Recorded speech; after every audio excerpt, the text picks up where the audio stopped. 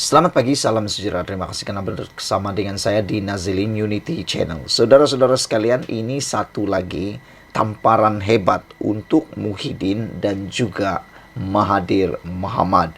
Di saat PRN yang akan menjelang tidak lama lagi dan kempen sudah bermula. Dipetik daripada utusan Malaysia dengan tajuk Anwar bantu pulihkan keuangan Felda. Pastinya ini satu kemenangan baru besar kepada Anwar Ibrahim. Beliau berjaya bantu memulihkan keuangan Felda. Nah, ini itu yang saya kata tadi, tamparan besar untuk Muhyiddin dan juga Mahathir Mohamad.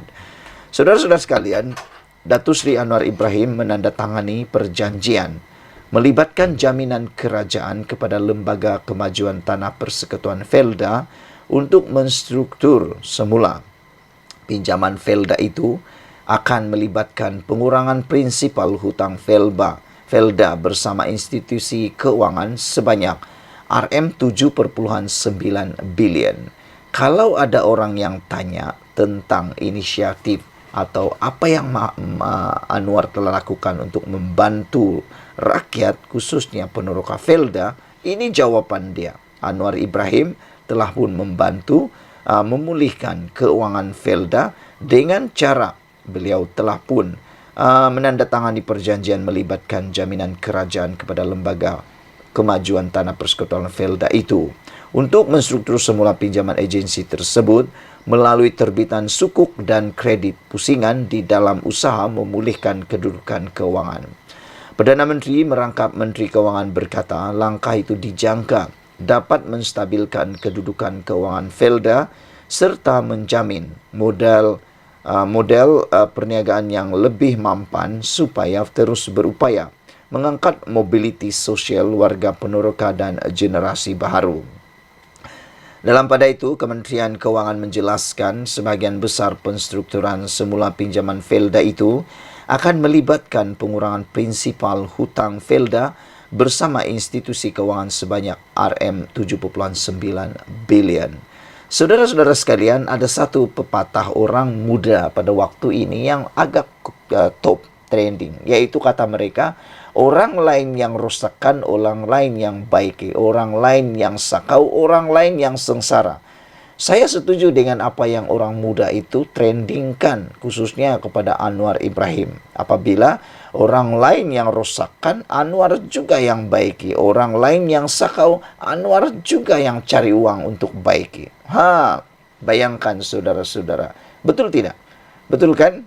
Anwar Ibrahim baru menjelang menghampiri 8 bulan menjadi Perdana Menteri telah terpaksa memperbaiki keadaan negara yang sudah begitu banyak kerusakan yang perlu diperbaiki oleh Anwar Ibrahim sendiri. Yang lain sibuk untuk menghantam Anwar Ibrahim, padahal yang menghantam itulah yang telah pun memerintah sebelum ini.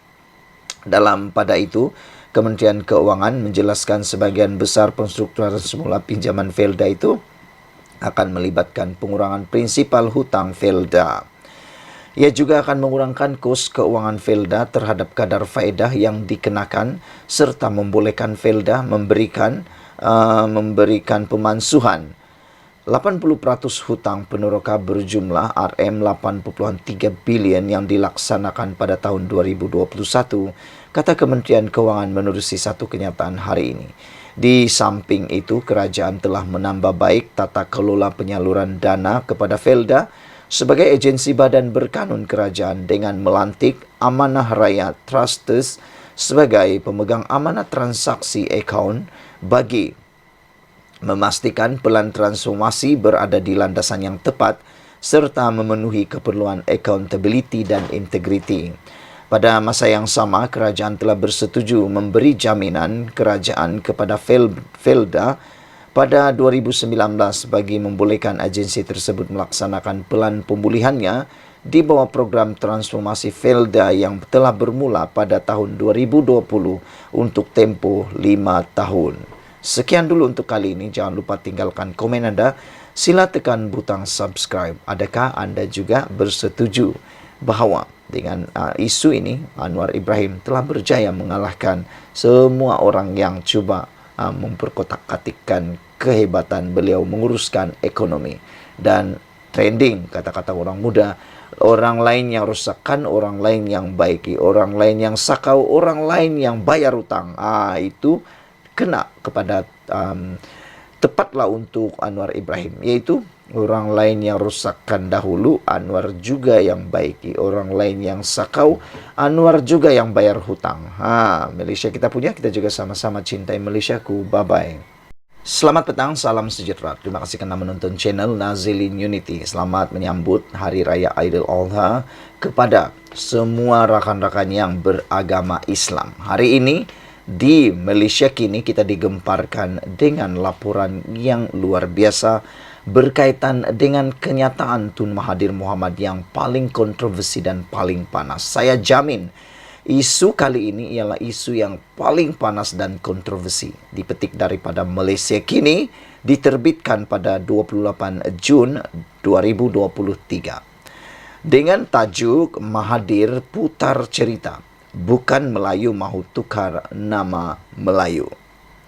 Nama Malaysia, maafkan saya, Mahathir Putar Cerita, bukan Melayu mahu tukar nama Malaysia. Dalam sidang media yang agak panjang hari ini, berhubung penduduk bukan Melayu, Dr. Mahathir Mohamad mendakwa bahawa mereka mahu menukar nama dan pemilikan Malaysia. Bekas Perdana Menteri itu berulang kali mendakwa terdapat percubaan orang dari negara lain untuk mengubah Malaysia daripada tanah Melayu menjadi negara berbilang kaum. Dia juga mendakwa golongan ini enggan mengiktiraf orang Melayu sebagai pengasas, penduduk tempatan dan pembangun negara. Dan demikianlah angkuhnya mereka yang datang sini. Kita yang dijadikan atau kita yang jadikan mereka warga negara. Tetapi warga negara yang datang ini nak tuntut supaya nama negara kita ditukar dijadikan multiracial country atau negara berbilang kaum. Banyak orang berhijrah daripada satu negara ke negara lain.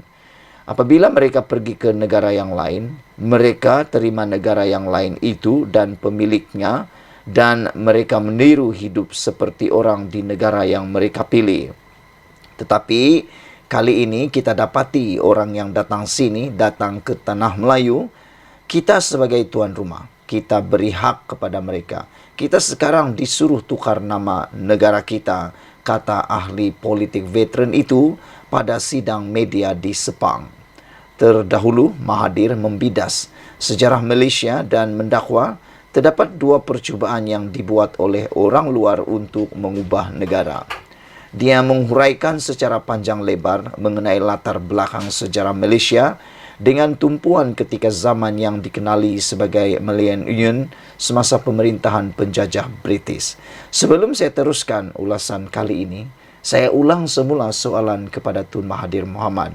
Mengapa perkara ini ketika beliau menjadi Perdana Menteri selama 22 tahun campur 22 bulan, tidak pernah pula disedari beliau, tidak pernah pula didedahkan oleh beliau, tidak pernah beliau untuk usahakan.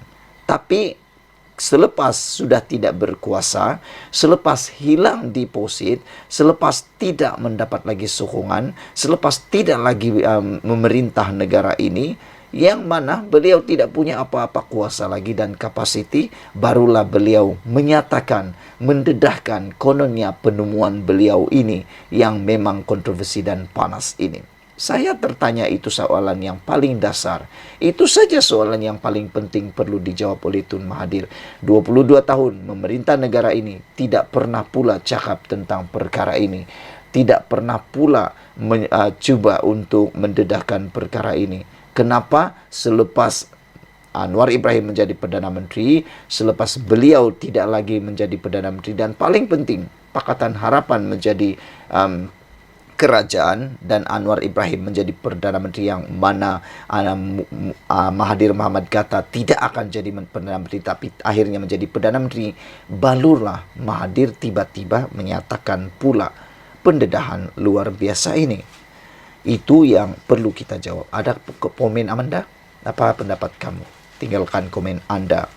Mahathir kemudian menyentuh tentang era pasca kemerdekaan semasa mendiang Perdana Menteri Singapura Lee Kuan Yew yang adalah ketua pembangkang ketika itu menentang kerajaan Malaysia dengan menganjurkan konsep Malaysian Malaysia. Itu yang saya kata sebelum ini.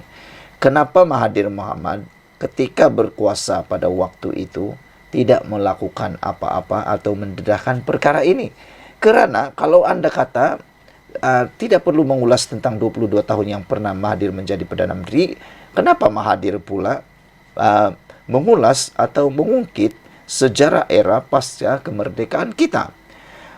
Pada tahun 1960-an, istilah Malaysia diangkat sebagai slogan Perhimpunan Konvensyen Solidariti Malaysia untuk memperjuangkan wawasan negara yang lebih egalitarian, mengatasi perpecahan etnik, dan mempromosikan hak sama rata untuk semua rakyat tanpa mengira kaum atau etnik. Ia bertujuan untuk mencabar penekanan yang lazim terhadap etnik Melayu dan keistimewaan khas untuk orang Melayu seperti yang termaktub dalam dasar tindakan afirmatif Perlembagaan Persekutuan. Mahathir berkata kita bernasib baik dalam pilihan raya tahun 1964, cadangan Kuan Yew itu ditolak. Cuma seorang saja yang menang, yang lain semua kalah, kata Tun Mahathir lagi. Dan itu kita berjaya tolak. Satu lagi percobaan untuk menjadikan tanah Melayu ini sebagai negara berbilang kaum, bukan lagi milik orang Melayu. Akan ada hak sama rata untuk semua rakyat, kata Mahathir lagi. Mahathir juga mendakwa setiap kali orang Melayu bercakap tentang perjuangan bangsa, mereka turut atau terus dihentikan dan dilabel sebagai resis. Saya hairan di negara kita tak boleh bercakap berkenaan tentang bangsa kita, kata Mahathir. Oh, itu resis. Orang Melayu resis kalau cakap pasal Melayu, kata beliau. Sebelum ini, bekas ahli Parlimen Langkawi itu disiasat mengikut Seksyen 124B Kanun Keseksaan kerana didakwa terlibat dalam aktiviti yang disifatkan memudaratkan demokrasi berparlimen berhubung perkara berkaitan proklamasi rakyat Melayu yang diterajuinya itu. Selain itu, dia juga disiasat berhubung kenyataannya yang didakwa mengandungi unsur penghinaan terhadap institusi diraja apabila menyebut bahawa orang Melayu tidak boleh bergantung kepada raja-raja Melayu untuk melindungi mereka.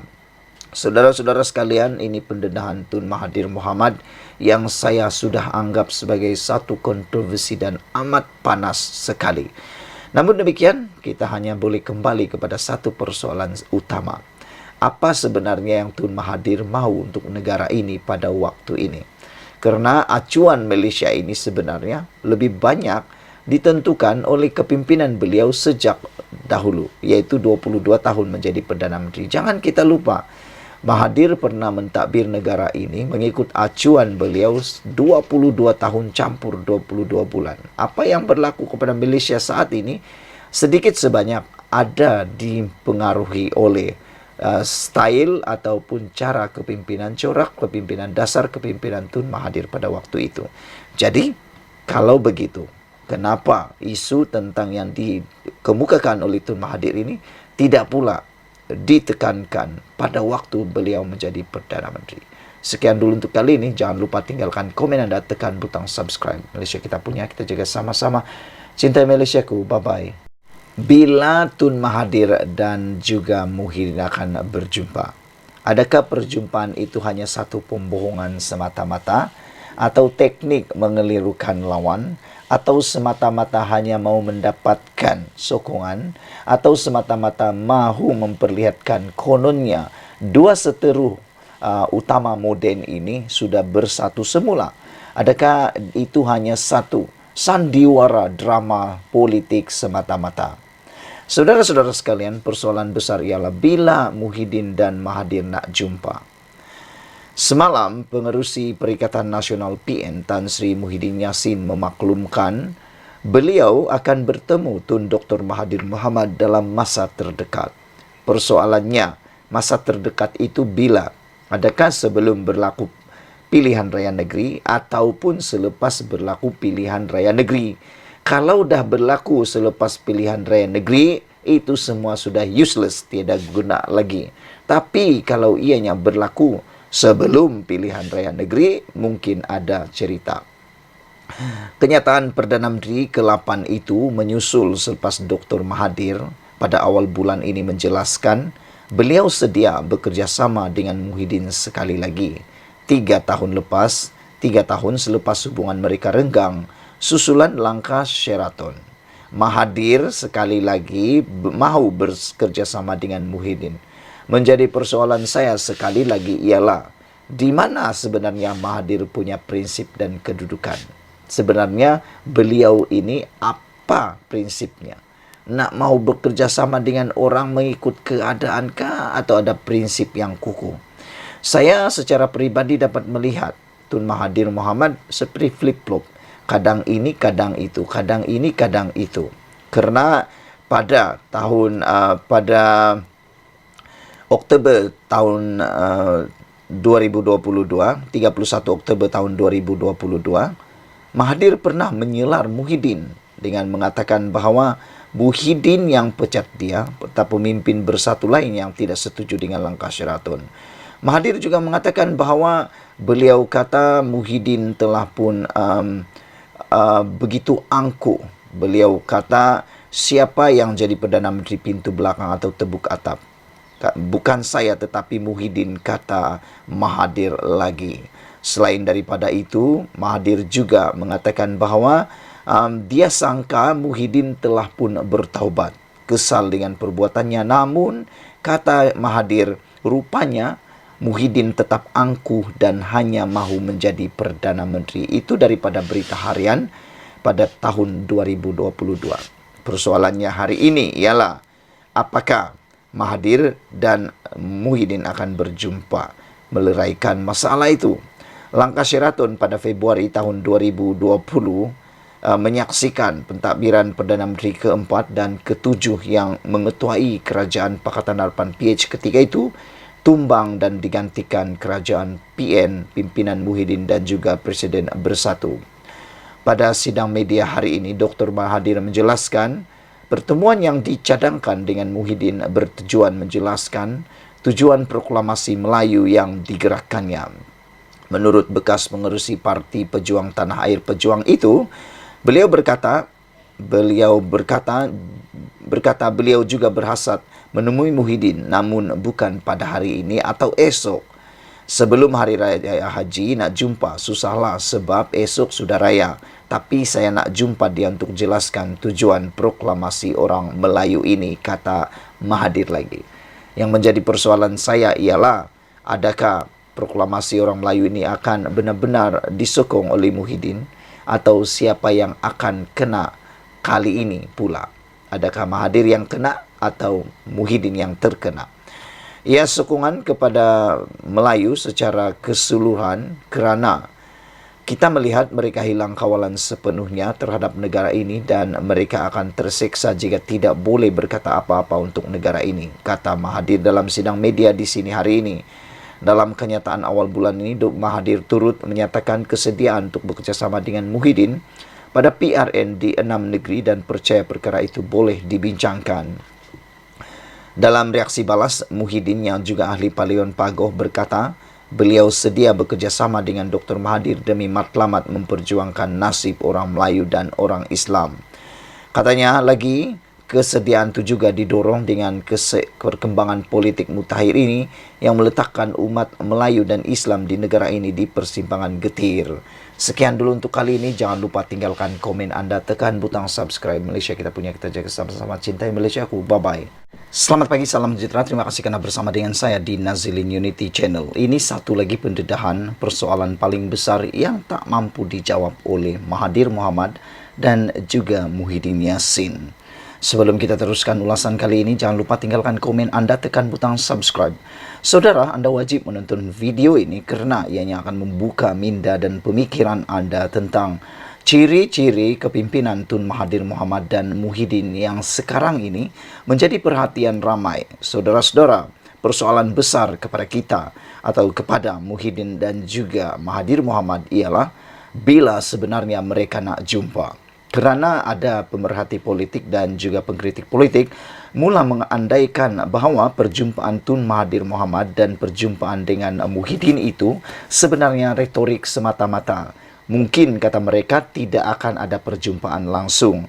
Mereka kata sampai kiamat pun mungkin Muhyiddin tidak akan berjumpa dengan Mahathir Mohamad, dan Mahathir pula hanya akan bermimpi di siang bolong. Bayangkan saja, pada 31 Oktober tahun 2022, Mahathir pernah menggelar Muhyiddin ataupun pernah menyatakan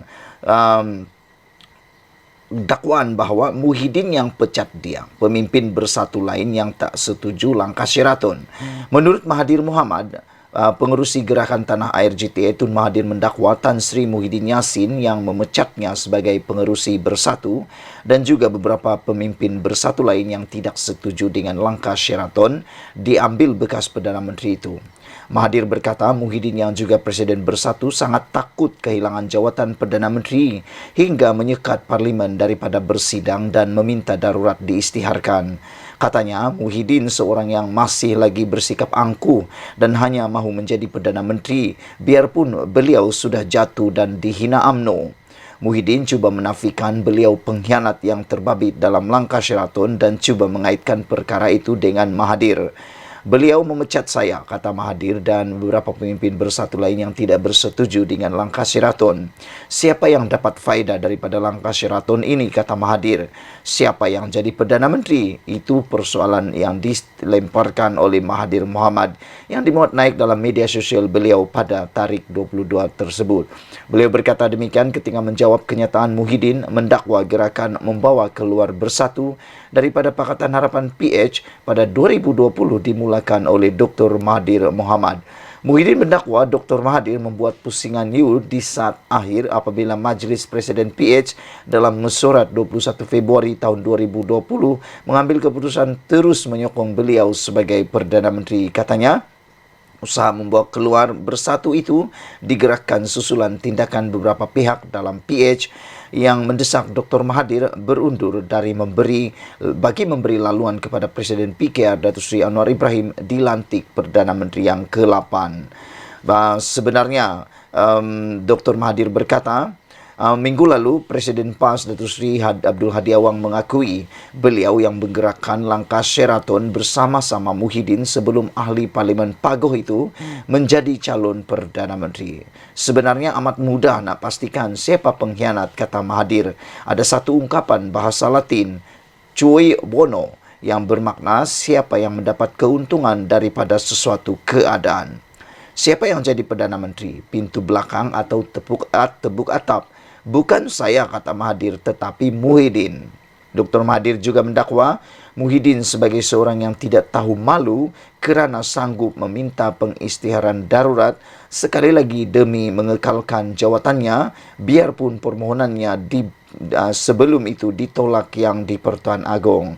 Dr. Mahathir juga mendakwa Muhyiddin sebagai seorang yang tidak tahu malu kerana sanggup meminta pengisytiharan darurat sekali lagi demi mengekalkan jawatannya biarpun permohonannya sebelum itu ditolak yang di-Pertuan Agong. Beliau berkata Muhyiddin juga menuduhnya bersetuju supaya pengerusi Perikatan Nasional PN itu menjadi Perdana Menteri namun tidak mendedahkan. Soalan Dr. Mahathir, sama ada dia memegang jawatan itu dengan sokongan kleptokrat. Dia jawab sanggup dan dengan angkuh berkata dia tahu macam mana mahu tangani kerana dia ada pengalaman politik lebih 40 tahun. Akhirnya Muhyiddin tersembam selepas cuma 17 bulan menjadi Perdana Menteri selepas dikhianati oleh ahli Parlimen UMNO dan Barisan Nasional BN yang sebelum itu bersama-sama mengkhianati rakyat untuk menubuhkan kerajaan pintu belakang, kata Mahathir lagi. Dr. Mahathir turut mendakwa Muhyiddin yang bertanggungjawab mengadakan pilihan raya negeri PRN Sabah ketika negara sedang teruk dilanda COVID-19 sehingga kes naik mendadak selepas pilihan raya itu dan membabitkan kematian ramai penduduk Malaysia. Selain itu, beliau berkata, Muhyiddin sanggup melakukan apa saja termasuk membiarkan bersatu kehilangan kuasa di beberapa negeri yang dipimpin parti itu asalkan kekal menjadi Perdana Menteri.